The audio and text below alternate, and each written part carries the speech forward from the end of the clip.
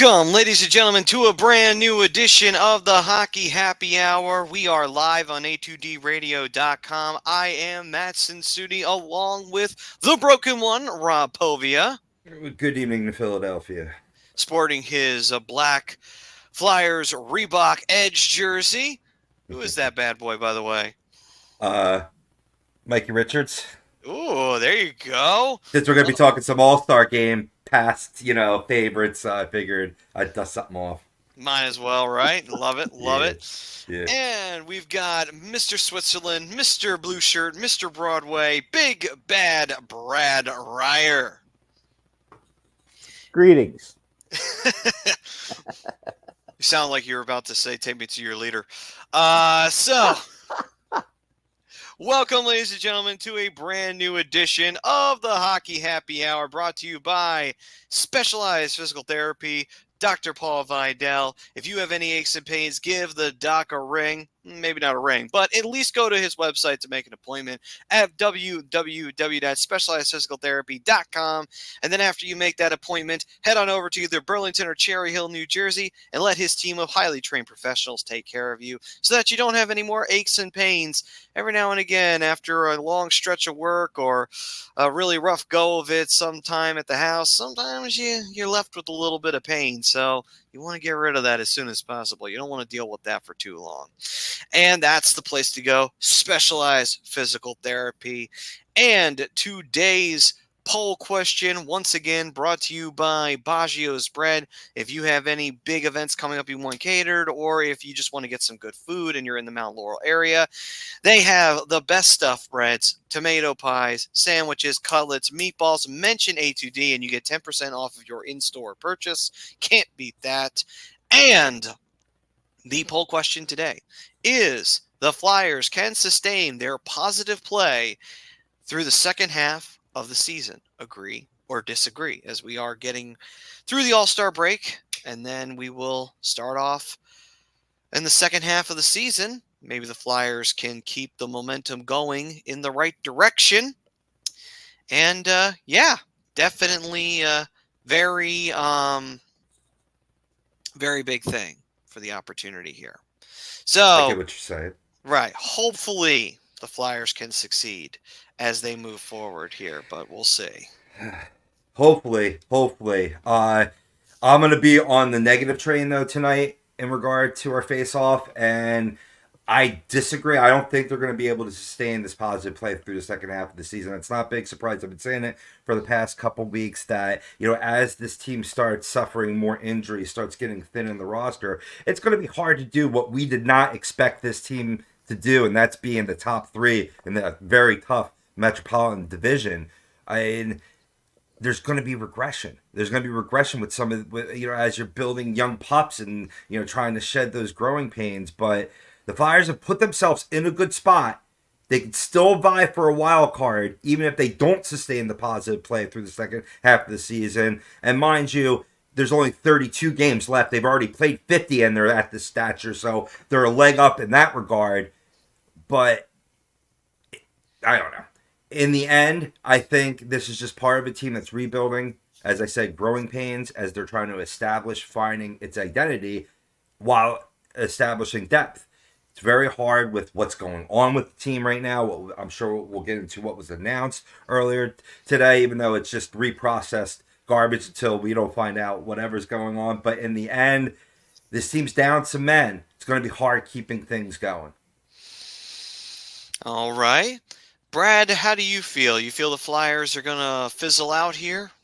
No. As a matter of fact, I just think that they kind of ran out of gas. And I firmly believe that a week off, it will refuel the engines and they'll get themselves back on the beam again. I just think that, they ran out of, they lost a tough game against Colorado. And I think they got a little down from it, got a little flat. And, it's also hard to lose arguably your best player and your number one goaltender at the same time. That's a tough pill to swallow. And then bang, bang, bang, bang.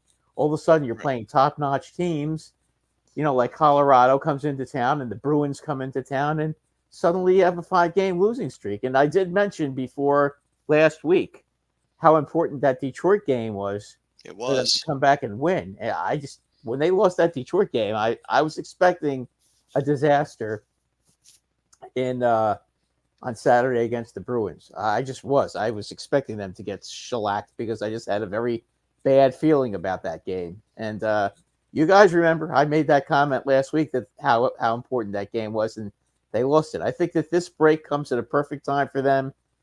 They can come back now. Hopefully, their injuries will subside a little bit. That the injury bug did hit. Losing Tippett really hurt that team, especially offensively.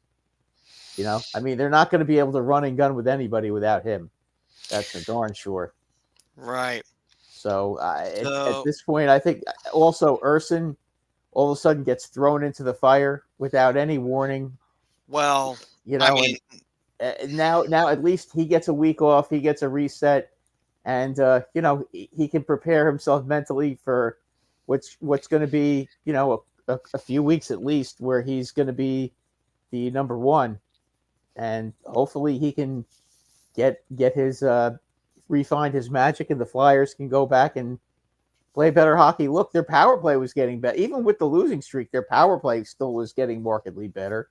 So that was one thing that was improving. They just got to go back to basics and stop with the goals against. I mean, what did they give up? Like 20? I think they gave up 23 goals in those during that 5-game losing streak. Am I off by any, or is that about right? Does that sound about right? I think it does. It does sound very right. Yes, and that's listen, that's too many. And again, I think defense is playing defense is to me is a state of mind. Okay, and if you're pushing too hard for offense and you get caught, and again, it all goes back to they lose Tippett. They have to force it a little bit with their offense, and suddenly they get behind, and then they start pressing. I just think a week off to clear their heads. You get the big guy back. I think they're going to be. I think they're going to be back, and they're going to be as annoying in the second half of the season to me as they were in the first half of the season. They're going to be annoying. The annoyance is not going to go away. I think this team has come too far in the first half of the season to just lay an egg in the second half of the season and quit. Tortorella is not going to let them do that. That is for sure. That's not the type of coach he is. They're gonna look. They're tired. They came out. They play harder than any team in the league. Okay, they played a lot of games. They probably played more games than almost everybody in the league right now. Okay, so give this team a little break. They're gonna need a little rest. They're gonna come back, and I think you're gonna see a lot more jump in the second half from this team. And we'll see where the chips land. You know what? The Devils aren't as good as they were last year. The Islanders look like they're crapping at the bit right now, or spitting the bit, whatever term you want to use. They don't look all that great. The Penguins, 1 week they're God's gift to hockey, and the next week they can't beat anybody. So look, there's room for them to come in third in the Metro. Okay, we know the Rangers and Carolina will probably be 2 of the 3 teams. Okay, but I think third place is anybody's battle right now. Anybody's, and why not the Flyers? Maddie, that's why you gotta love this show, where the Flyers fan is down on the Flyers and the Rangers fan is pro Flyers. Yeah, I mean, right. only here. Right, but real talk. Here's the thing. Realistic. Real talk. I'm taking the emotion out of it. Now you asked me about my team, and you're going to hear a lot of spitfire and gloom and doom and eyes piercing and aggravation. Meanwhile, everybody else outside the league is like, dude, I would kill to have the team the Rangers had. Yeah, up. Exactly. Oh, you're right. Oh, they're fine. They're fine. Yeah, they're fine. Igor can't stop a beach ball, and Andre Miller looks like a third grader when he has to play defense. And this guy stinks. That guy stinks. Nobody plays defense. Kreider can only score from 3 inches away from the net. Blah blah blah blah blah. So we can go on and on. We can go on and on with this. Trust me, I understand You guys are more emotional about it, just like I'm more emotional about my team. Well, But it's a lot easier to see through the clouds when you're not quite as emotional and you just look at it from a different point of view right. and see some of the impressive games they played. You know, the fact that they were able to beat the Golden Knights, which we didn't do that. We got our brains beat in twice by that crappy team. Okay. The fact that you guys have gone on the road and beaten just about everybody. You beat Vancouver twice, for God's sakes. You can't forget that. You guys have had some really impressive wins. So you lost to the Avalanche. You're not the first ones to do that. Won't be the last. Bruins And too. you know what? You lost Right. to the Bruins, and you're sure as hell aren't the first team to get your brains beat in by the Bruins either. Right. But Okay, so let's just take it for what it's worth. Okay, you lost a very good player. You lost probably your best forward. Okay, and your goalie. I mean that has to be a stun. Think about when you guys work, where in your lives where you guys have worked. You ever had like a close friend who's been with the company that just quit out of the clear blue and yes, left? Oh, actually, okay. that's happened to me recently. Yeah. Okay. So- Well, isn't it kind of like hard to deal with? It's weird. You Yeah, kind I of mean, you Carter miss Hart, that you miss Carter that Hart's fine, person. guys, Yeah. and that kind of really sucks because now you don't. It's not the fact that Urson's going to be playing all the time. It's the fact that other guy, whatever the hell his name is, who stinks. The fact that he's going to play is the problem. Oh, Not Cal Urson. Peterson. Yeah. I can't remember his name. You're Yeah. Cal back to Peterson. goalie now. Yeah, Cal Peterson. Cal OP. Peterson, thank you. Yeah, Yeah, he's a little less than exemplary, guys, and that's that. Yeah, that would throw me for a loop too if I was a Flyer, and losing a So- guy who is every time he's on the ice is a threat to score. Right. Look, you're going to have one guy back. It'll sink in, and you'll come back, and everything will be better. You guys will be okay. So, Brad, quick question for you. Yes. Have you ever thought about doing a one-man show? No. Because man, you can talk. Thank you. I had to do it. I tried. I tried that. I tried that. You know what? I can't do it. No, I had to do it. It was all in jest. Somebody But has to go to anyway, Suppose you have to go to the bathroom. I mean, you'd be screwed. But anyway, I appreciated it more when I smoked. There you go. no, but I will say this. For me, to answer this, I'm going to say agree. I think the Flyers can sustain their positive play. And I think the reason why is because, this is a chance for the Flyers to pull through adversity as a team and kind of circle the wagons, rally the troops, and let the ranks kind of fold and, fold in and say, hey, we're going to do this. We're going to survive this rough stretch. You stumbled to the halfway point. But the key word is the halfway point. Well, key words. Halfway point is that major thing I want to highlight there. It's not the end of the year. You didn't stumble at the end of the year and found your way on the outside looking in. Mm-hmm. There's plenty of hockey left to be played. Yes, where I do see Rob's point of view, and I understand it is daunting. It's a very daunting task, and injuries and whatnot cropping up, and Carter Hart situation, things like that cropping up, real life coming up, kicking you right in the balls. It's definitely not a positive thing to happen to you. But at the same time, teams have to learn to rally around each other and pull together in times like this. And Torts is a good coach for that. He's a good guy to be able to say, hey, I know a lot's going on right now. A lot of distractions are happening off the ice. We have a couple of bad injuries. I get it. We need to rally, though. We still got how many games left in the season, and we still are in a playoff spot. We're not playing for the draft. We're playing to win. So that's what's got to happen. And I think the Flyers can do it. I think they can do it. I know the heart's there. I know the passion's there. I know the fire's there. I mean, just look at Konechny. That guy still breathes fire, even in a losing season. So it's still there. It's not that the players are going to give up and go home and quit and cry. They're going to muscle up and they're going to do what they can to get the job done. I think they can do it. Yes, it's a tight race. I know it's tough, but I believe in them. I know, I can't believe I'm saying it either, but I believe in them. I think that they can do this. So, with that, I'm going to say agree. And we can move forward. So, we got the fam coming in here. Flames Lost in Atlanta fan help saying hello, hello. And welcome to the fam as one Mr. Daly, who is not here today, but he is here in spirit as he's here in the chat.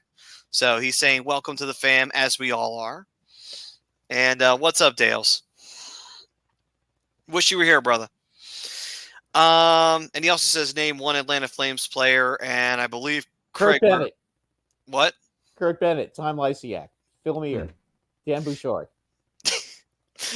Yeah, see, Brad here remembers watching the Atlanta Flames, so I don't. That dirtbag Pat Quinn. He went on to become a pretty good coach, though. Well, yeah, that's why he's a dirtbag. But I think Craig Murphy, was he not an Atlanta Flame? Who? Not Craig Murphy. What's his name? What's up? Gord Murphy? No, not Gord Murphy. But that would have been a Calgary Flame, I believe. No. You know what? I'm really screwing up here. The goalie for the 1980 team. Wasn't that Bouchard or Muir? No. The 1980 U.S. team. Oh. Craig Patrick? No, not Craig Patrick. What was his name? Damn it. I usually know this one right off the top of my head, and I'm blanking today. Damn. See? Right when you need it. For not remembering that. I can't remember his name either. I know. That's a Irish. shame. It is. That's why I said Murphy. Jim Patrick. No. Wait. You're on to something, though. Jim something. You're on to something, Rob. You're getting warmer. Yeah, I think Rob... all right, we might have to look this up. This is a damn embarrassment right now. I'm not going to lie. We have to make sure we edit this out. Flames from the 70s, and we can't remember the goalie that won the Jim Craig. Thank you. Good Lord, how did we get that wrong? Anyway, well, when you said Patrick, it's like that's what gave it. That's what made me think Craig Patrick.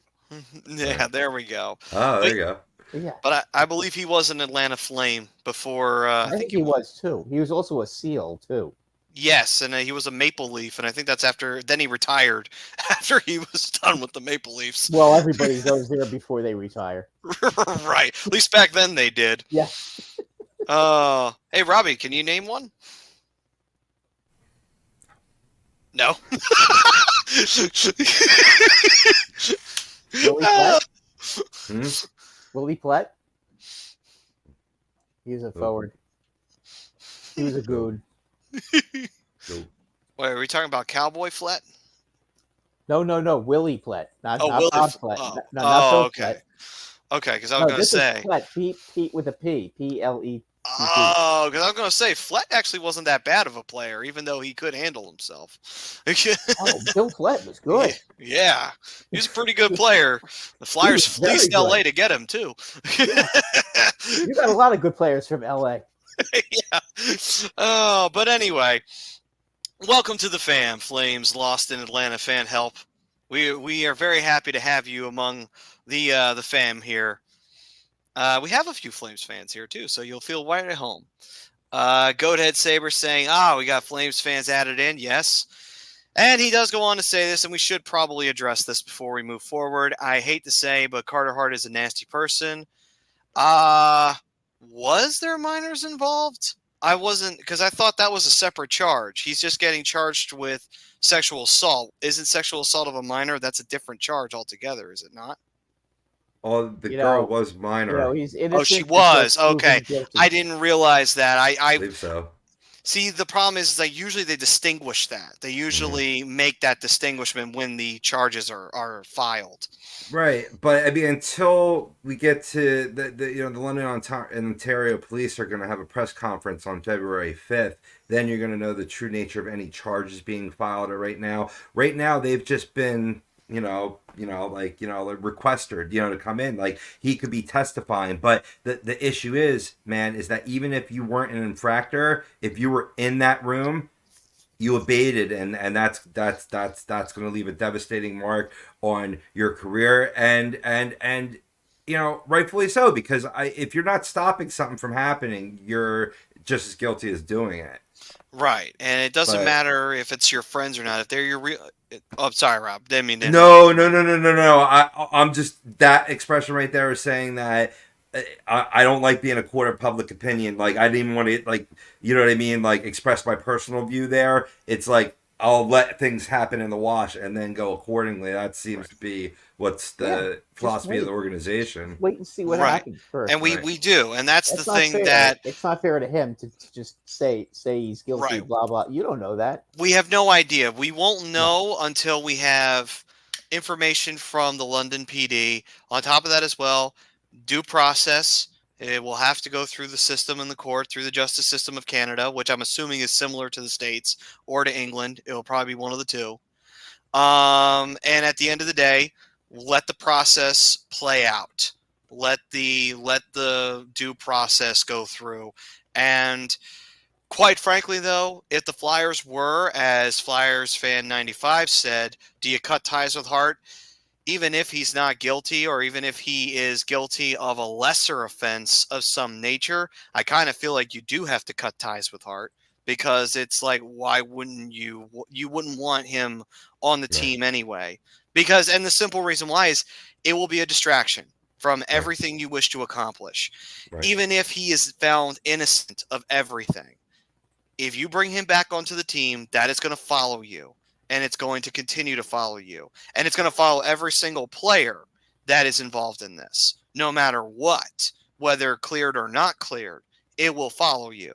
So yeah, if you're the Flyers, you kind of have to cut ties with Hart at this point. Right. You know, and based on what they've done as an organization, they've been set up for this. And you got to say kudos to, what they're establishing there between Keith Jones and Danny Briere. And we saw this with Cutter Gauthier, right? A little bit in terms of keeping things close to the vest and announcing it. And you're like, whoa, where the hell did that come from, right? Well, we knew that this was ominous there, but how things are unfolding. They protect the player's anonymity. That's really showing that this is a classy organization that people are going to want to come and play for, and restoring, what this shield means. But by their actions speaking louder than words, you see why they drafted the best goaltender in the draft this year, right? Why we have such a deep pipeline. They're prepared for this. So, I mean, it's proof's a little bit in the pudding. Right. So, again, just to make sure everybody's aware, everything is all speculation. We don't know anything until we get information. Right. What's up, Brian? This is a slow time for hockey with the break. So stories like this are going to get extra spotlight, and it's just regurgitated speculation right now. What up, Dales? Yo, just had a couple minutes. I want to jump on while you guys were talking about this, because I got a little bit more information I think you guys would find useful. Good. Nice. Good. So as you know, Alex Fermenton came all the way back from Europe. He was the first one charged. Now everybody else has fallen suit. So yeah, she's a minor. With the whole issue, apparently there have been videos and text messages leaked. So now we're not exactly sure which way this is going to go. There's again, like Maddie said, this is all speculation at the moment.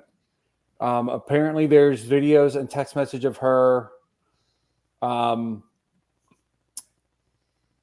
saying that everything was consensual, and now everything seems to be going backwards. But I think, with the way that everything is going right now, it's still speculation. I've also heard the rumor that Carter Hart's gear is not even in his locker. It's all been cleared out. And if you think about it this way too, like even with everything with him, he's a free agent at the end of the year anyway. So even if everything happens, and we're going to find out. I think they said the trial is not going to be until 2026. He's probably walking anyway. So you got to figure out the solution. And the good thing, Flyers have a pipeline of goaltenders right now. So if Carter Hart does walk, cool. If this thing drags out and personally, I think this is a money grab. If what the text messages and videos are true, and everything was consensual, That's we'll still see. statutory rape, though. Mm, Even if it's I mean, I consensual, don't know you how can't. old she actually was, but If she was a minor, it doesn't matter if it's consensual or not. If they're not 18, man, you get caught with yourself in the cookie jar, you're going to jail. Canada's I hate different. to I say don't it, know if but Canada's any. I don't know what Canada's laws are. So well, if she doesn't want to press charges, then it's up to the state. Well, here it is in this country, it's up to the state to press charges if I the mean, girl doesn't again, want to press this is charges. all But happening. usually they do. This is all happened in Canada, so I don't know. I don't know what Canada's laws are. It all depends on what they are. They did it in London, Ontario. So what the laws are here is different from there. Yeah. So, but like I we just said, wanted to chime in with that, boys. I also wanted real quick, not to cut you off, Maddie. no.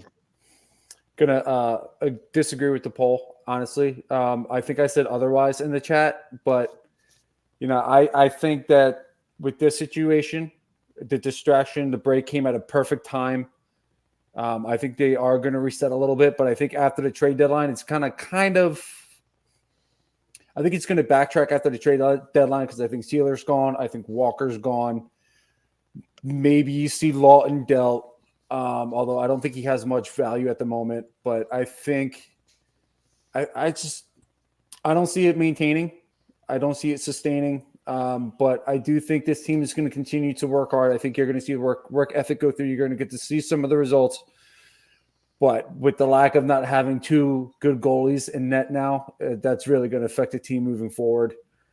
Like you guys were saying, Cal Peterson isn't really that great of a goaltender, backup or starter. Personally, I think they should go down and see what Felix Sandstrom's doing and maybe give him a shot. Let's see what he can do. But I mean, like I said, good news is pipeline's full. You got Bjornstrom, you got Fedudov, who I don't think is under contract yet, but you need to get him. You need to get him over. That's the hard part, is getting him from Russia. Kolosov is another potentially really good goaltender. It's just the waiting game. This is a rebuilding team, boys. They may be sitting in second or third place in the division, but it's still a rebuilding team. Right. So, I mean, we will see as the second half kicks in a couple weeks. We'll see what happens when the Flyers get back to playing, the reset, recharging of the batteries. I said this over the weekend, and I still stand by it. The break could not have come at a better time for this team with everything that's been happening. They really needed this break. Agreed. But boys, I'm gonna jump off here. I still got some shit I gotta do tonight. Have a great rest of the show. Kick some ass, boys, and I'll talk to y'all next week. All right. Thanks, brother. You take yeah, care, you man. too, brother. All right, boys. Be safe. I'm looking at an AP article here, and it's saying that the woman was then 20 at the time of 2018, where the incident took place. So I'm trying to see if I can get another source on it. I mean, AP is pretty accurate. Because I could have sworn at the time when I read about this initially, I thought that maybe, I know Carter was 19 at the time. It's weird with these sources sometimes where they say, like, okay, the age was this and the age was that. I mean, the Vince McMahon stuff that just recently came out, there were some that were saying that the woman who was the victim of this, she was 40 or 41, and then some say she's 21. It's like, Right. Can you give me a clear answer, please? I would like to know, because this is supposed to be important. Come on. But anyway, Benny's Nation saying, "What's up, Benny?" And then Hayes was saying, or Mike, sorry, forgot again. Mike saying Carter Hart sadly probably ruined his career in the NHL, and that's on him. And we all hope he learns with it. Yeah, I mean, it'd be very hard for a team to take him on. It'd be hard for any team to take on any of those players, regardless of what happened. What about Mike McLeod, the guy in the Devils? What has anybody heard anything about him? I haven't heard anything about him or Cal Foote. But I know at the end of the day, it's like it's going to be hard for people to kind of keep them on the team and justify anything. It's going to be very hard, no matter what the team is, because you're going to get that backlash. And again, also the NHL, they're going to have to take a look at this, and they're going to have to say, do we even want these guys back? That's And that's that's the the other whole. thing, Yeah, that's the whole. That might be the whole thing. right? Will they let him in? I mean, they haven't let what's his name, Joel Quenneville back in, have they? No, not to my knowledge. They never let Okay. Slava back in when they found out that he was beating his girl, and he got banned pretty much lifetime. So, I mean, it's yeah, the NHL could very well just step in and say, yeah, we don't even want these guys back. These 4 players can go away and stay away forever. And I wouldn't blame the NHL if they did it, to be completely honest with you. I really wouldn't, And it is what it is. It is what it is. Now- They're having to play in Europe. That's all. Now, while we were talking about Carter, this is what I wanted to ask you guys, because I knew it was going to obviously come up on the show tonight, right? Do you fault the Flyers for not trying to move him now? And I was one that wanted to stick with them, that if they knew that this was a foregone conclusion. See, I thought about that too. That was something that was popping in my head as well. But you know what? Here's the thing. If this was known by the Flyers, it was probably known by other teams. Right, so that, Yeah, other owners and other teams were probably looking at that and saying, you ain't getting no deal for Carter Hart because we know what could be happening. Same thing with Foote and McLeod and Dubé. Not that they were ever on the trade block to begin with. Right. But the same thing there. Right, so all you do is you start fortifying the position. Yep. Right. Yeah, Matty, that's very wise. Well, thank you. I appreciate it. Every now and again, my brain works. A lot of times it shuts off, though. Just like Adam Scott, man. By the way, Mike loves your jersey, Rob. Yeah, man, we're going to be throwing it back to past memories of the All-Star game later in the show, so wanted to dust out, go little black days here in Philadelphia, so double entendre. Appreciate you. What's up, Anthony? And he says he's got 80s authentic Flyers home jersey and found it at a Goodwill for $10. Hey, good on you, man. Good on you. See? Wow. You know what? You never know what you're going to find at a Goodwill store. You never do. Or a flea market. Or a flea market. Yes. Yeah. Yeah, I got a friend who resells and stuff from Goodwill and everything. He makes tons of money off of stuff that he finds there because he just sells it. People want it. It is what it is. I don't blame him. Do it. Make a buck. Hey, America, land of opportunity, right? So, Oh boy. Greg saying, "What's up, fellas? Agree to the poll." What's up, Greg? So he's being positive, which is interesting because usually Greg's negative. But Joe's saying, ain't no guarantee the Flyers are getting Hart back. I don't think they're getting him back at all. Imagine Flyers get Flower in a trade. That would be so weird to see Marc-Andre Fleury in a Flyers jersey. However, though, if he was to come in as a backup to Urson, I can't say that would be the worst thing in the world. Well, and I know and I'm not high on Cal Peterson, but at times he's shown what the Kings saw and what the Flyers maybe hope to see in getting him in a trade or what have you. And when you have these situations where a player leaves the lineup for whatever reason, provides opportunity, some guys could step up. That supports you guys in terms of you agreeing to tonight's face-off. People can thrive in opportunity, and this has been a team of players that have shown that. They have shown that intestinal fortitude to be resilient. Right. And you have a good point there. Cal did actually show something. He got lit up by his old team here in Philly. He went out to the Staples Center, and he shut them out. Or actually, I think he scored on once, but the Flyers blew the Kings out. And it's like, okay, Cal redeemed himself. Can't say he didn't. And let's see here. And Mike says he's undecided on the poll. Well, hopefully you can make a decision soon, brother. Hopefully we can convince you on the positive end. And then Mike saying, because the Penguins are old birds and are shitting all over the zoo.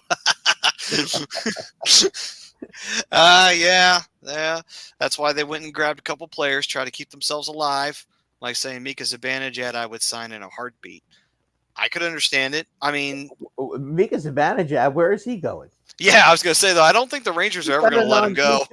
He's got a no trade contract. So No, you know what? Mike's trying to will it into existence. He just wants the Rangers to get worse. That's what it is. he's not.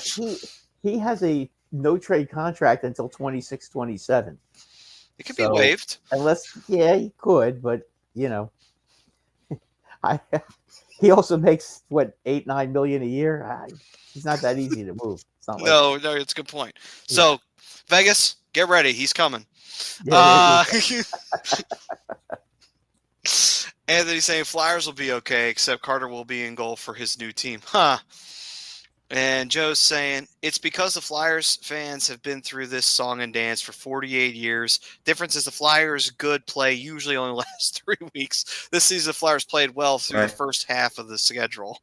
And Maddie, I'm glad you brought Joe's comment up here. And I'm not saying this is where Joe's coming from, but, he's right in his statement. But, there's always this pessimistic side of the fan base for Flyers, and I'm not trying to identify with them right here when I'm down on their positive play in the second half of the season. It's just that a lot of pessimistic Flyers fans have all called out for this January swoon where the team plays great leading up to Christmas and then takes a nosedive, just creating pain in Philadelphia that most Flyer fans are familiar with. I don't think that's the case right now. What you're just seeing is, there are some extracurricular circumstances, but just looking at what's going on with the team, right? To me, this is just growing pains for a team that's just finding out their identity and trying to establish that what depth is needed for an NHL team to be successful. Right. And look at it this way. And we had this conversation about this, I think 2-3 weeks ago, about whether it would be considered a failure or it would be considered a success. And I don't know if it was a poll question or if it was brought up by one of the fam. I think one of the fam brought it up, that if the Flyers were to miss the playoffs, would it be considered a failure or would it be considered a success? I remember Brad was saying it would be considered a failure. I remember I said success only because of the fact that we did not expect this team to do anything this year, and yet they've been competitive this year, at least through the first half. And we had that conversation and we talked about it. And in a way, I feel like as a Flyers fan, I don't want to get down on this team because I still try to keep myself firmly in that sense of realism of that. Okay, listen, even if they do miss, even if it's by 1 point, if they miss it by that much, which is very possible in this Metro division, even if they miss by 1 stinking point where they took a loss when they shouldn't have in the OT, you can look at that and say, you know what, though? Look at where we thought the Flyers were going to be and look at what they showed during the regular season. That's a lot to build off of. That's a lot to grow from. That's a lot of positives that came out of this year. That was most people were thinking we're going to be filled with negatives. And really the only glaring negative has been Carter Hart. Then just because of what has happened recently, not even his play. It was over the scandal itself. That's it. That's the only real glaring negative I can bring up for this season for the Flyers. And if that's the case, then you know what? That's a lot to build off of for the team next year and the year after that. And like you said, Rob, then you learn, okay, this is where we lack. This is where we're good. This is where we need to just tighten up a little bit. And then you go from there. But if you could do it and have a really positive season from it, that just grows the players further. It gets them some confidence in themselves, gives Torts a lot of ammunition to say, hey, guys, look at what you did here and look at what you did there. That wasn't fake. You didn't do that. That wasn't false. That was real. You could do it again. Now let's do it again. And that's ultimately what I'm saying. It builds the confidence of this team, even if they're still looking for their identity, and they can work towards that in a big way. Well said. Thank you. And Mike says all Rangers do what? Eat eggs. Back to the immaturity we go. Well, they've been farting away a lot of games lately, so. So you're going on that one. That could be the case. Mike said Tippett signed for 8 years. He did. Yep. And we should talk about that too, because I don't think we've had a chance to address this, have we? No. So yeah. But before we do that, we might as well dive into the first period, since we kind of already are. So the first period brought to you by, if you're looking to buy or sell a home, or you have a change of career or brokerage, contact Al Foy, eXp Realty LLC at 302-682-8820, or visit him at alan.foy at exprealty.com. And back to it. So yes, Tippett signing for 8 years. I will say this though, while I'm fine with locking Tippett down for the play he's had, 8 years, that's what kind of got me a little bit. And I'm only saying this because you know how I am with long-term deals. I hate them. I hate them as the day is long. I cannot stand long-term deals. I know it's a normal thing in the league. It's just what teams do. It's their way of making sure that they can't be, played later on by another team or what have you. But it's just like 8 years is a long time. And I feel like, yes, Tippett's had a couple of really good seasons. Yeah, even last year he had a really great year. He was the best player. He was the best goal scorer on the team, had the most points, and the team sucked last year. This year, with a really great team, he's done very well. And I'm not taking any of that away from Tippett. And I hope Tippett continues to be more of this. But it's 8 years. That's a lot of time. I'm only saying, it's only been 2 years. I feel like if it had been 4 or 5, I would have been fine with it. But the fact that it's 8, I kind of feel certainly like maybe a little too long. To me, I feel like it's too long in the tooth. The money didn't bother me. It was the length that bothered me. Yeah, I mean, the money's great. The money's very team friendly. What is it, $6.2 million a year, 49, almost $50 million for the 8 years. So I don't mind the years because it's only a 6.2. Yeah, it's only a 6.2 million cap hit. And this is a player that's shown. Brad has said it as outside looking in, appears to be one of, if not the best player on the Philadelphia Flyers. So you're locking him in for cheap. That's cool with me. I hear what you're saying in terms of the length of it, but because it's cheap, it's cool. And I also like what it's saying because this was signed while he's been out on IR due to the lower body injury. So probably not that big of a deal. You know what I mean? I get it. I get it. You know me, though. The moment I see long-term deals, I just get PTSD because all I see is Kevin Hayes and Andrew McDonald, and it's just and then Jake at the very end of his contract. But even if he doesn't work out and you have to move on with them and he's got years, at least they're cheap years. You can move that. Right. Good point. I didn't think about that, Rob. Thank you for bringing that up. I did not. But I mean, hopefully he doesn't go there. But right. Let's hope not. But still, what were you going to say, Brad? How old is he? He's not old. He's not old at all. Oh, like 22, maybe. I think he is older. Oh, he's a little older. Was it 24? 24. Yeah. 24. Okay. Mm-hmm. So there you go. Until he's 32. You didn't sign him until he's 38. No, right? I get it, but it's just. Again, I've always been iffy on long-term deals because I'm always thinking broader picture of, okay, so... You got him for his prime. You got him from now through his prime years. Get that. It's just I'm always the type of looking at things in a cautionary manner. I'm always like, okay, but what if he doesn't pan out? Do we have a way of backing out of this? No? Okay, we're in trouble. Because now we're paying a lot of money to somebody like Erasmus Ristolainen, for example, and he's not going anywhere because he's got way too much money on his contract.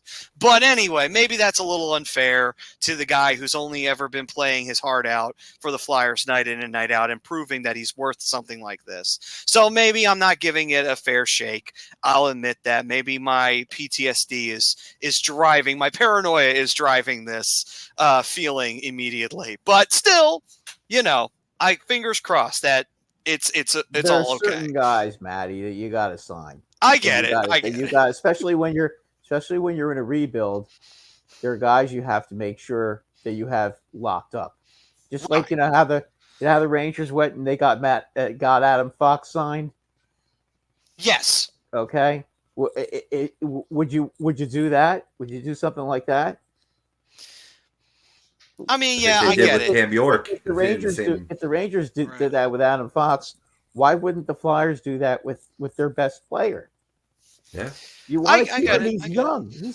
He's not going to get worse. He's going to get better. Unless the only thing that could possibly happen is he could get hurt. Well, if he gets hurt, then he goes on long-term injury reserve, and you know what? The salary, you get the money back on the salary cap, like my Rangers did with Philip Hedl.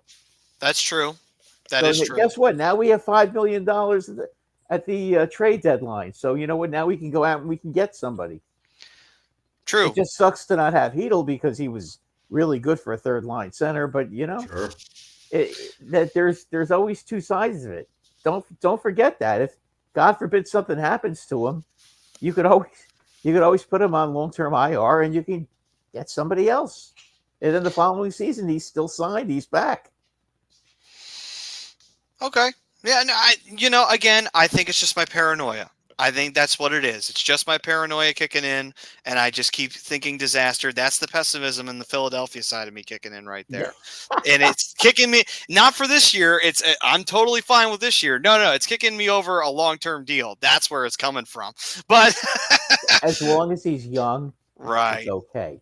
Right. You didn't sign the 30-year-old to a 10-year contract. Right. Good point. And Benny's Nation, he did say the value is there as long as he's on the ice. That's a good point there from Benny as well. So yes, I think it's just my paranoia kicking in here. So he could end up being the $10 million player if he puts 30, 40 goals up every year. It's a good point. You're paying him more now. He's getting a lot more money now than he would have. Okay, but in a couple of years, he's going to be a bargain, especially if suppose the guy scores 40 to 50 goals. Do you think he can't do that? Because he's got size, he can stick handle, and he can skate, and he's got a hell of a shot. Goal of the year. What is it? Yeah, what is it that he can't do? Well, his defense is one thing that nobody really is. Nobody plays. You know what? Artemi Panarin doesn't play defense. You think I'm complaining? I'm not saying you're complaining. I'm just saying that is one thing that he does not do well. Benny agrees with you, Brad. When you're holding a lead with a minute to go in the game, you're going to put your fourth line defensive players out anyway. No, I get you on that one. I'm just saying that's one thing that he doesn't do well. So I was just throwing that out there. I'm just throwing it out there because again, I always worry about long-term deals. I've never been a fan of them dating back to the day they started becoming the norm in any situation, mostly because there's a salary cap. If the cap didn't exist, I wouldn't give a shit how long you had somebody signed to. Okay, if I was going to sign somebody to 12 years, I don't care, man. We got no cap. We can do whatever we want. Who cares? How dare players want job security? How dare them? Listen, who do you think you are? The highest paid players on the team are going to be the guys that are on the ice when you're down a goal and you've pulled the goalie. Right. Okay. Is he going to be one of the guys on the ice if you're down a goal and you have to pull your goalie to try to get the tying goal? Unequivocally. Okay, so I rest my case. Right. So again, we'll just chalk this one up to my paranoia kicking in, and it's probably nothing. So let it go. Let it go. All right, moving on. So with that being said, Joe saying I would never sign a ginger to an 8-year contract. Hey, listen, I wouldn't sign us to an 8-year contract either. We're not exactly known for being pleasant to be around for very long spans of time. Gotta keep it short. Anyway. And yes, Bri, I do have PTSD from Chuck Fletcher. I can't deny it. It is true. Well, okay, I don't know about that, but still, all right, Joe. All right. Anyway. There are a lot of teams that do stupid things with signing long contracts with players who were in their 30s or late 20s, okay? If you remember, the Rangers went and signed Brad Richards, okay, to a 9-year contract when he was 31 years old, okay? Right. May have been one of the stupidest contracts I've ever seen, ever. And all I could think of when they got him was, great, for a couple of years, this is going to be great. And then we're going to have to buy him out after like year 3 or year 4. And then we're going to be stuck with him for God knows how long. Right.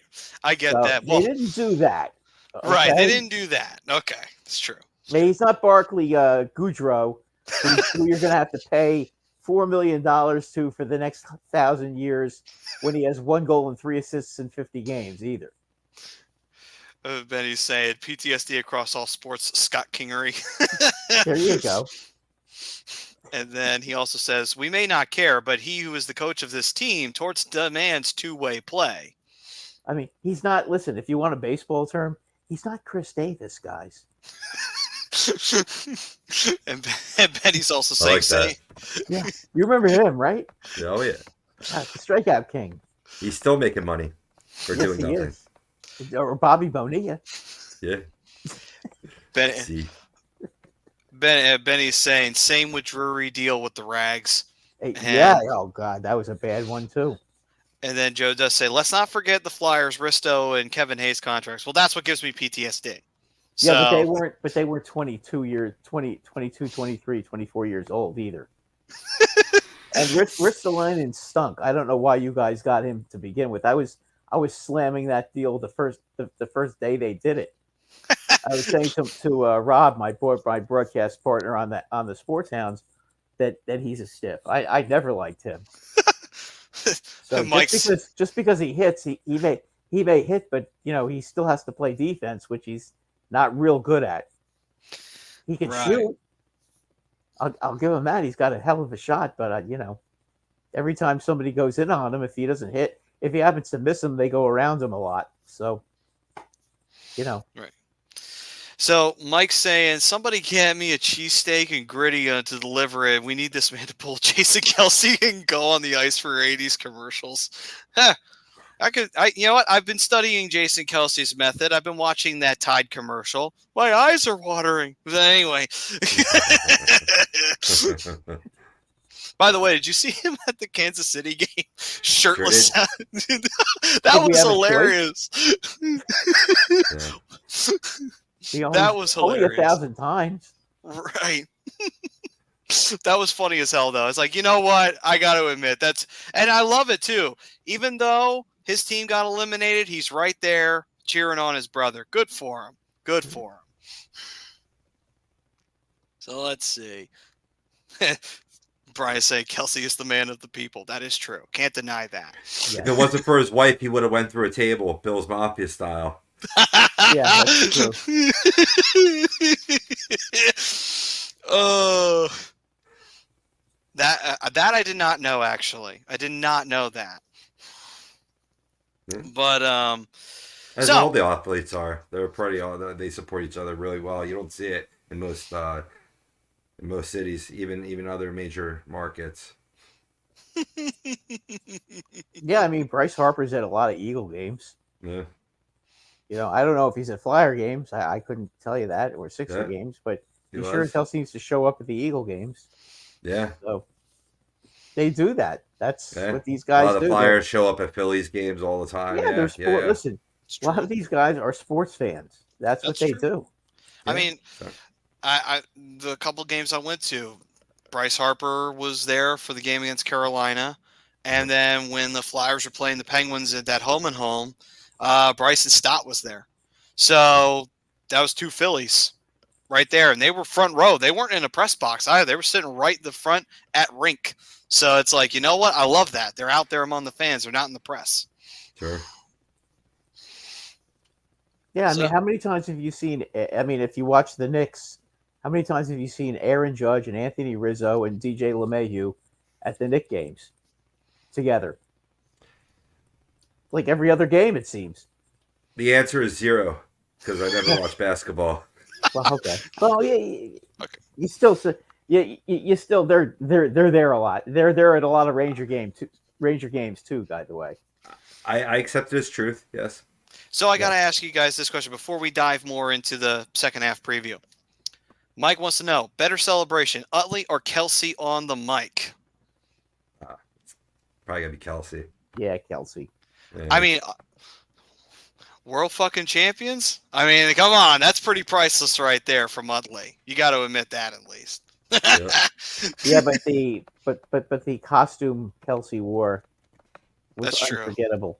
That's true. I actually think didn't they when we had this, when we were going to the studio, we had the bobblehead of of him in his Mummers getup. That was hilarious. Sure. But anyway, so Bryce saying Utley, hands down, but both are legendary.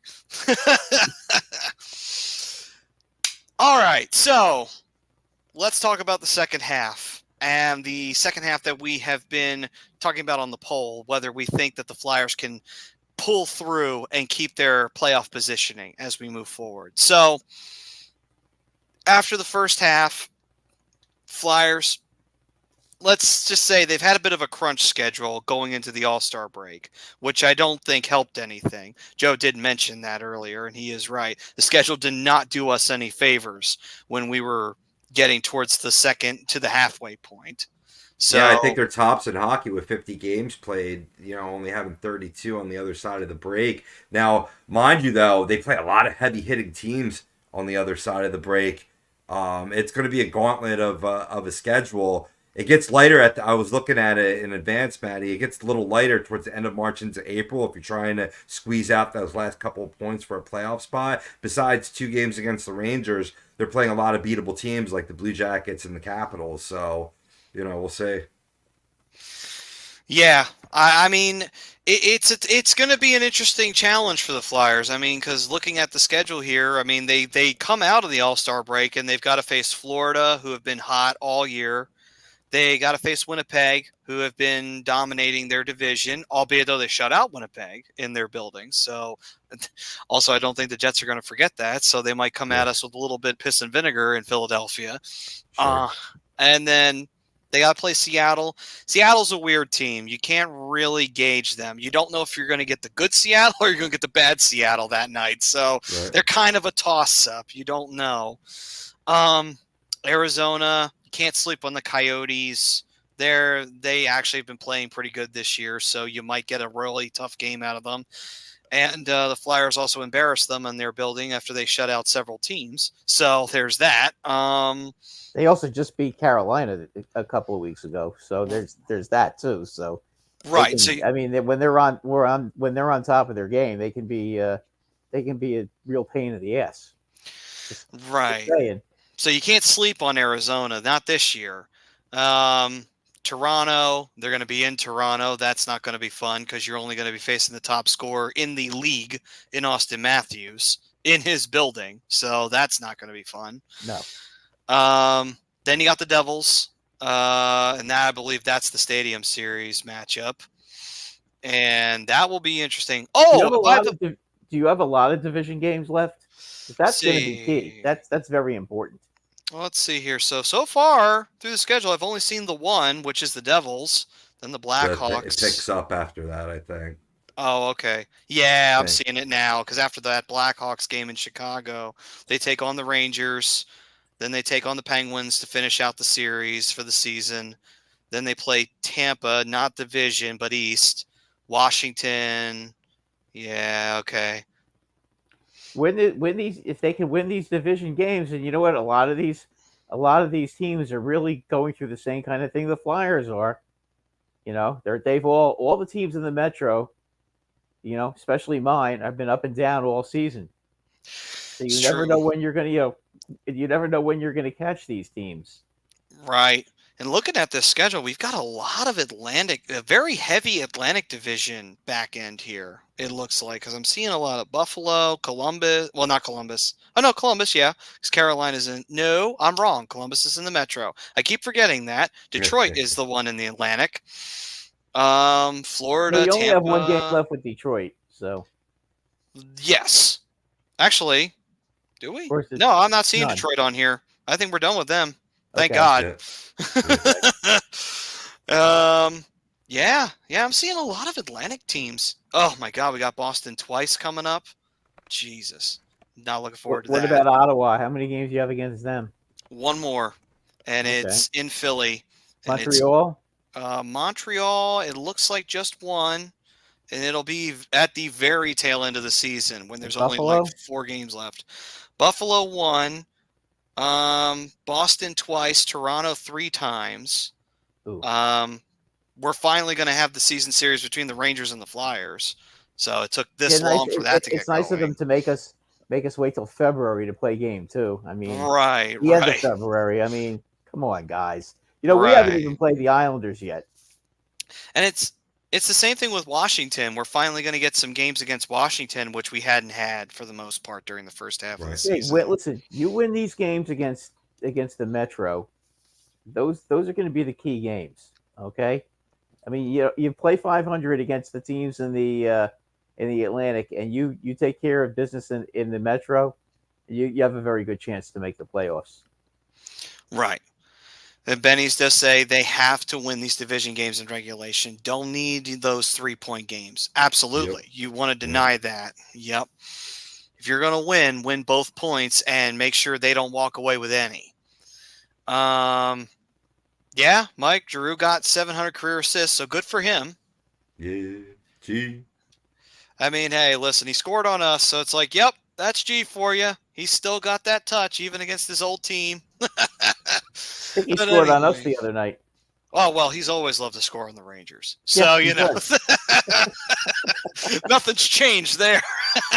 No. All right. The other team you like to score on was Pittsburgh, which was always nice to see. All right, so we're going to take a quick commercial break, and when we come back, I'll ask the question after we do the first half review. We'll see if anything's changed our minds on the poll or if we're still pretty much dead set on where we're at. But until then, we will take a quick break, and when we come back, we will talk about the first half in review, any major things we wanted to bring up from there. Until then, here is a word from some of our sponsors. We'll be right back after this.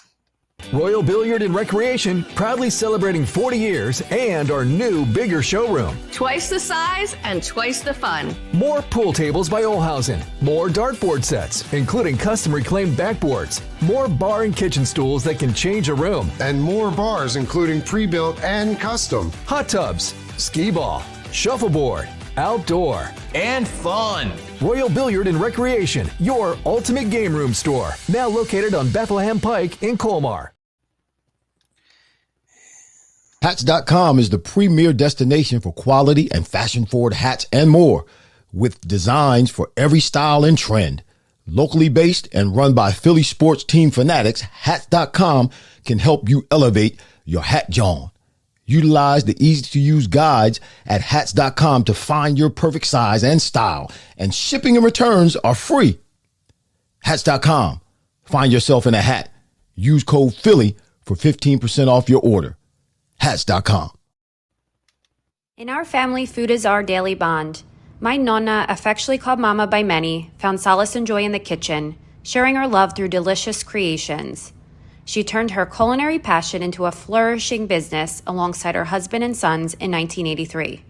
Celebrating 40 years is a testament to our exceptional team, friends, family, and beloved customers. With gratitude, we look forward to the future, expanding our brand to share the highest quality Italian food and wine nationwide. Our heartfelt thanks to everyone who has played a part in our story. Grazie mille.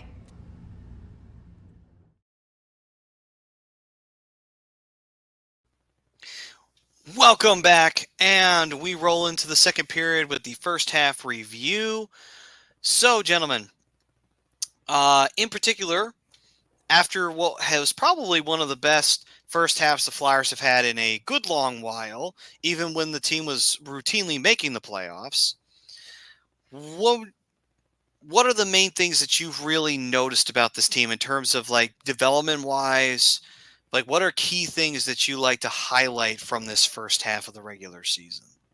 Well, I think it's that TK is a leader for this team, and obviously being an all-star representing the Flyers speaks volumes to that. I mean, we've seen a lot. We talked about Owen Tippett and his contributions. Joel Farabee, fully healthy. He's played well and in all 50 games, which is important. Morgan Frost answered the bell, the challenge from John Tortorella, and has played well and has given the power play life. So there's been a lot of bright spots. There's been a few negatives. I'd like to see better home play. Maddie, they're actually a game below 500 at home, whereas they're 7 games over on the road. They've been more road warriors than winning more games at the well. So, you'd like to see him be a little bit better at home and a little better. I mean, the defense has been good, but ultimately they're down. They have a -1 goal differential on the season, 147 goals for and 148 against. So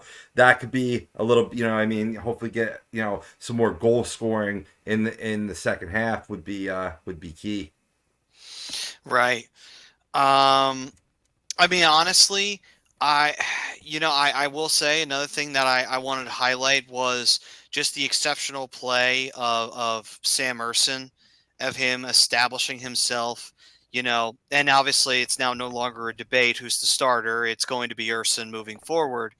But got to give him credit for a guy who last year looked a little shaky at times. And while he looked good at times too, it goes to show that it was a lot of just the overall team than necessarily himself. Because this year he's come out and he has put up some great numbers and has had some great games.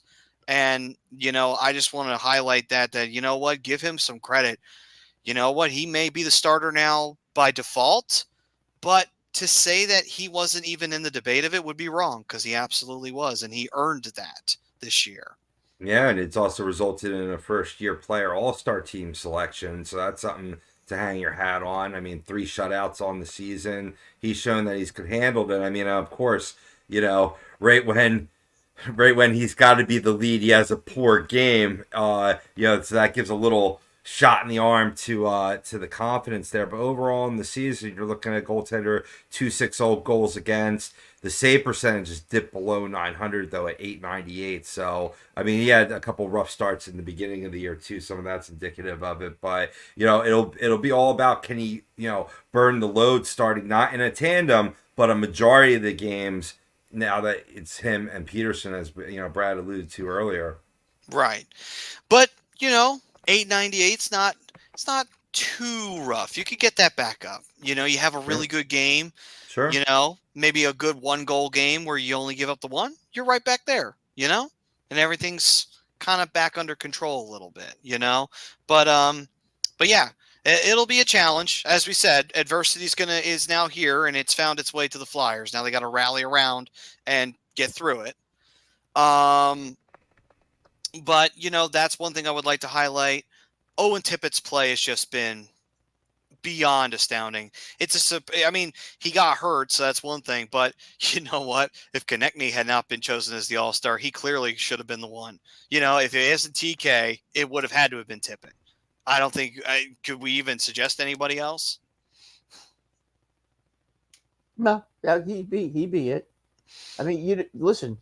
I think he had a slightly sprained ankle. Yes, right? I think that's what it was. Yeah, he probably. I mean, honestly, from what I read and heard, he may have been able to play. If I think on Saturday, I think they were saying he could have played, but they didn't want to take any chances because they have 10 days off, and Right. why chance it and make him 100% healthy? So he's going to be back when they start. He probably could have been back for the All-Star game, but why risk it? Right. Better off for him. Yeah. Right. But all the same, though, congratulations to TK. Like you said, Rob, proving he's a leader and definitely deserves his All-Star nomination. Right. Absolutely. Right. If there were nobody else, you could also point towards another guy that the Flyers threw money at, and that's Ryan Poehling, who's played really well as a bottom 6 forward. And, it's like you always want them to be rewarded, kind of like the John Scott nomination, so to speak. But he does a little bit more than John Scott did. Right. But no, you do bring up a good point. Poehling, he's been great. Walker and Sealer have been great too. As just, great depth players. I think they've proven that no matter what team they're on, they can be very, very helpful. And if the Flyers trade them off, they might get something for them. It won't be a boatload, but it'll be something. You know what I mean? And that goes to show the kind of good depth that they have available to them. So Sure. There's definitely that. But yeah, besides that, Torts, obviously, as a coach, he's done a phenomenal job this year of really just getting the guys in the right mindset, getting the confidence built up in them, making them feel like they're unstoppable. Even when they stumble, they could still pick themselves back up. We thought that the stumble was going to come sooner than this, and it never did. Flyers just rebounded like it was nothing. It's like, geez, this team is literally just having shit just roll right off the shoulders. Nothing's bothering them. They just come right back out the next game and beat somebody. And sure, this is the first time we've seen the real fall, but again, it's you got to give Torts credit. He's really got this team believing in themselves. Guys, if they defend the way they did in the first half, minus the last 5 games, because the last 5 games they didn't defend well, but they go back to defending the way they did previously to those 5 games, they'll be fine. Yeah, Really they were on a 5-game winning streak before that 5-game losing streak. So right. they for whatever reason they stopped defending, and losing their best player obviously hurt them, that they couldn't score. And as I said, 10 days off, getting all your guys back, mentally recovering from the whole Carter Hart situation, I think they'll be okay. I think their team, Tortorella thinks their team has balls. I think they do too, and I think they're going to show it. Nice. So, for the first half though, I gotta say, if I had to give it a grade, I'd be honest with saying you kind of have to give them an A. I know that may sound crazy, but compared to where we thought this team was going to be, it's hard to argue against the results. I'd have to give them an A for this first half. Tremendous. No doubt about it. Well, you look at their back line, okay, and at the beginning of the season, I remember Brian posting in Facebook their defenseman, and I made a comment, yikes. Okay. It's like, oh my God. I was not too high on our defense coming into the season. No, I was not. Yeah. But you know what? They've done a very good job. And that's something that, it's the hardest thing in hockey, as we all know, is developing defensemen. And I think you guys have done a pretty good job of getting your back line straightened out. And hopefully this will continue. Hopefully. But so now that we've reviewed the first half, we've previewed the second half, have opinions changed at all? Or are we all still on the same mindset from earlier on in the show in terms of the poll question? I think they'll regress a little bit, but I think they could still hold on to a playoff spot and get that experience as a part of their rebuild. I just expect that there's going to be teams like we talked about, the Devils, the Islanders, that have played, under their expectations. I still got to expect that there's going to be some blowback there as they try to make a push for the playoffs. Can the Flyers answer the bell? Absolutely. They have character guys. And they put themselves in a position. It's just going to, again, are you defending that net? Right. That's a good point. I still think that they can play positively. I know that the schedule is going to be it's going to be a challenge, because there's going to be mostly the really good teams in the Atlantic that they're going to have to go up against. They got to play Boston twice. They got to play Toronto 3 times.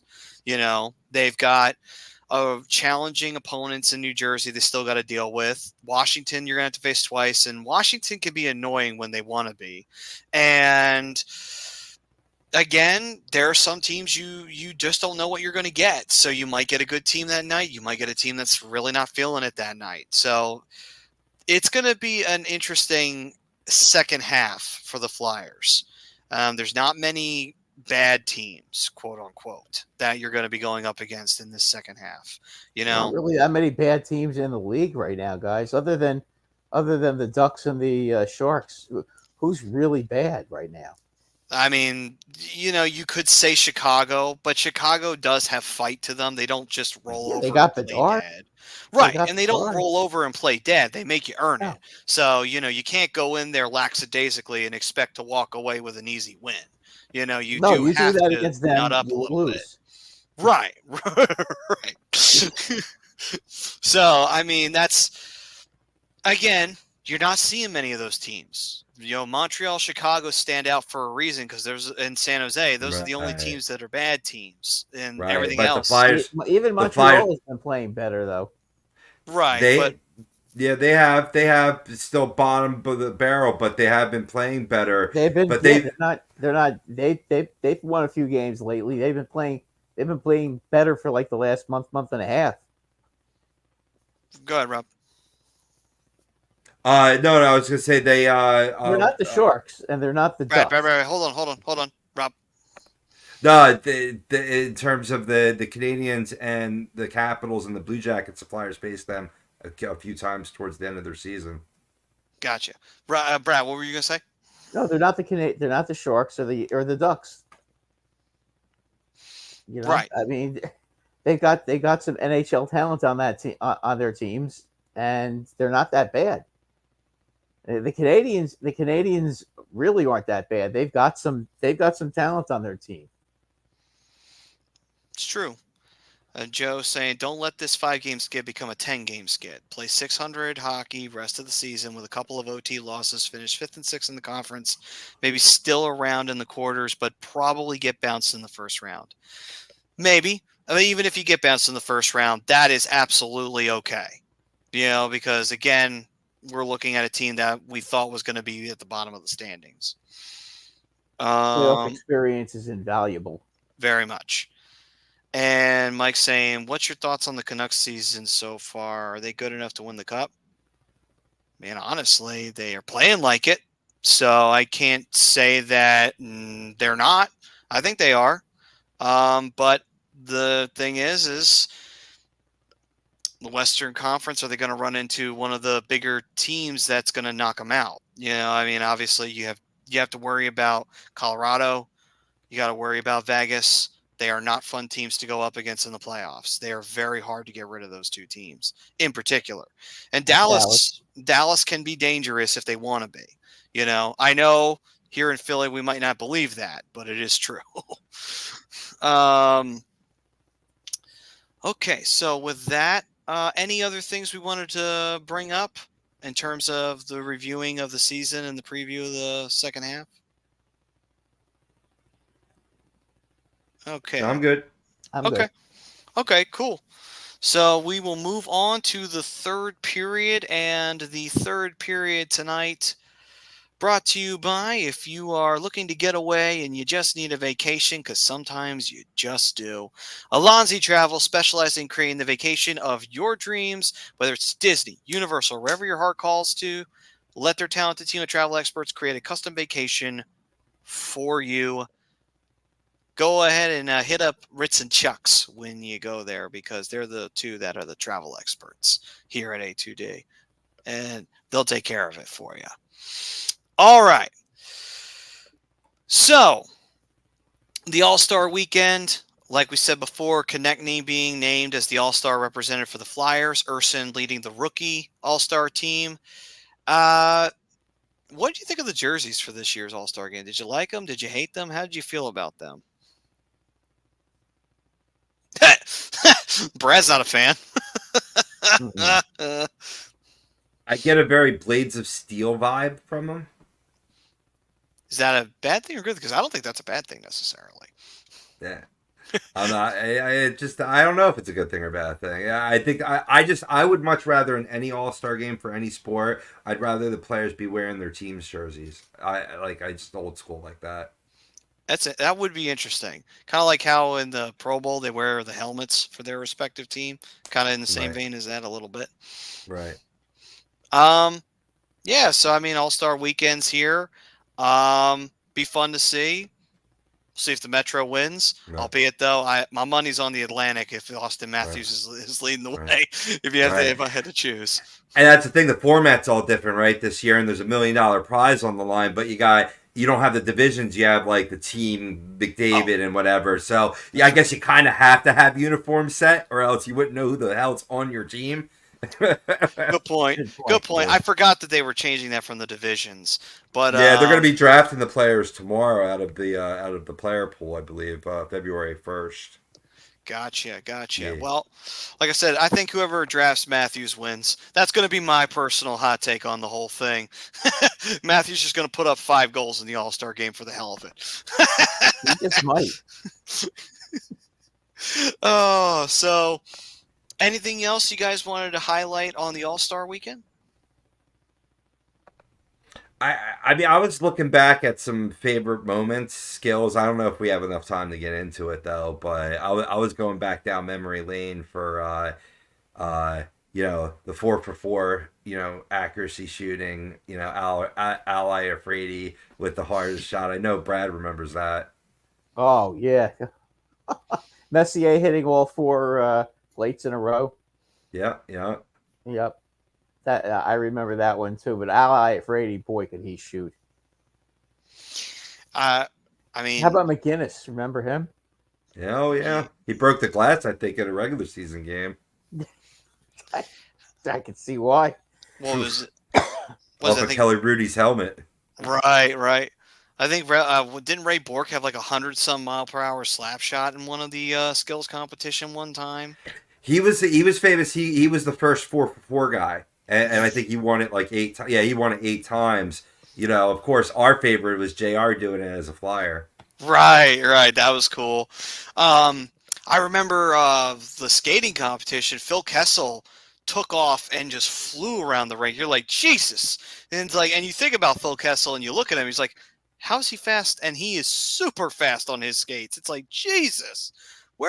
And what's funny about that is they made fun of him for eating hot dogs on his way to the to practice one time in Toronto. It's like, you're making fun of the guy for eating hot dogs, but yet he could skate faster than anybody in the entire rink. It's like, so you know what? I think you could shut up.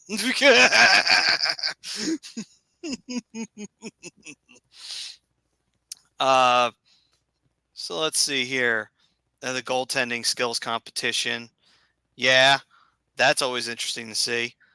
I would say, some great goaltenders that have stood out. Obviously, Broder, the fun ones at the All-Star break usually. None of them good as Mike Smith, though. Mike Smith, yeah. He scored on that when they had the 4-line challenge. He had to get the puck down in net in that puck size hole, and he just nailed it. Nothing but net. Right. What was the name you said, Brad? No, Richter. Yeah. Richter had. I remember at the Garden. Mm-hmm. When they had the All-Star game at the Garden. It was in 93-94 when the Rangers won the Cup, and he actually had a shutout period, which was unbelievable because back then every game was like 11-10, 10-9, and he actually had a shutout period in his one period, and the fans were going nuts. That's the one game I remember. I also remember a game back in the 70s maybe the 80s. I can't remember, but Don Maloney of the Rangers was the MVP. I think he had 2 or 3 goals in the All-Star game, and which is probably more than he would get in a month with the Rangers, because he was not he was maybe a 15-20 goal scorer most of the time. Right. For a Flyers one, I remember when what was it? Was it Giroux? I think it was either Giroux or it was Richards. Someone, because Hartnell had his Hartnell down charity. So if you knocked Scotty Hartnell on his ass during the All-Star game, he donated to his charity. So I think Giroux or Richards or whomever was the other Flyer tried to knock him on his ass during the game. Guys, have you ever seen the Bobby Orr incident where he, at the All-Star game, when he tripped and fell on the ice when they announced his name and he came flying on the ice and he fell? Yeah. Probably the greatest player of all time. That's like right on his rear. That's right up there with during the Summit Series when Phil Esposito tripped on a pedal that they had of the flowers they gave to Team Canada, and he slipped right there as he was getting introduced and just fell on his ass right before the game. What a way to make an impression in Russia. Well, he had a conspiracy theory thing going there for the entire series. He hated the Russians. Oh, everybody hated that Russian team. Yeah, I don't think but there was a single one of them that him. loved them. I bet you even Ken Dryden hated them, and Dryden was like the most nice, hospitable, intellectual guy you'd ever meet. So, so think that's good. Any other All-Star memories you want to throw out there? I think Recky had 5 points once back in the 90s. That was a good memory I had for the Flyers, totally centering on the Flyers All-Star experiences. There you Toronto go. had a shutout period in the All-Star game. There you go. Well, surprise, surprise. Nobody could ever score on him anyway, so. Sure, that gave you so much joy as a Rangers fan. Yeah, Yeah, well, 5 points. unless you got like a 93. 3-0 against him, you couldn't score. Nice. Oh, here's a bit of trivia for the Flyers. In 77 for the All-Star game, they had 7 players plus Fred Shero on that team. Bobby Clark, Wow. Gary Dornhofer, Rick McLeish, Bernie Perrant, Tom Bladen, and Jimmy and Joe Watson. Wow.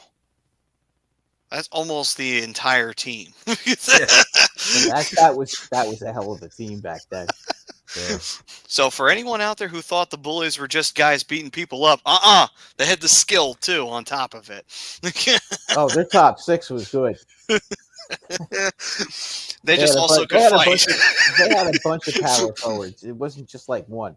Right. So with that, we will move on to OT for Around the League before we close out tonight's show. And that is brought to you by Specialized Physical Therapy, the doc, Dr. Paul Vidal. Got any aches and pains? Go ahead and hit up the doc at www.specializedphysicaltherapy.com. Okay, gents. So around the league, only thing I want to bring up, at least for me, since we talked about the whole scandal and everything with Carter Hart, since that's obviously the big topic going around, I saw the Stadium Series jerseys, and at least 3 of them suck. I just want to throw that out there. The Isles jersey looks terrible. The Devils jersey is bland as hell. I am not a fan of the Flyers jersey, believe it or not. I do not like it. The only one I like is the Rangers one. It's like, wow. The only one that they actually did a halfway decent job on is the Rangers one. That is bad. I am not happy about that, by the way. Very not happy. I didn't particularly like the Ranger one either. Putting NYR. So, you know what? Is it a basketball jersey or is it a hockey jersey? Here's the thing, though. It looks better than the other compared to the other stuff. Good Lord, that might as well have just been a masterpiece compared to the other 3 schlock jerseys they threw out there. It's like, good Lord, did you guys even spend time designing these things, or did you just say, let's make the most basic design possible and throw it out there? It's a Stadium Series. Who cares? Yeah, there was no time at all taken to actually make original good-looking jerseys at all.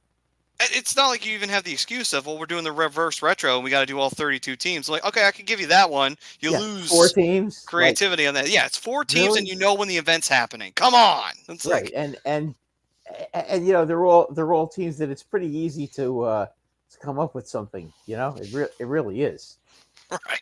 Like, you know, with the Rangers, just have a look of the. You could make it kind of look like the Mets or something with the city skyline. You know. Although I think that might, I think Devils, that might be an insult. The Devils, they could make an airport. You know. You know, the Flyers could have a big punching glove in the front. You know, with Rocky in the background.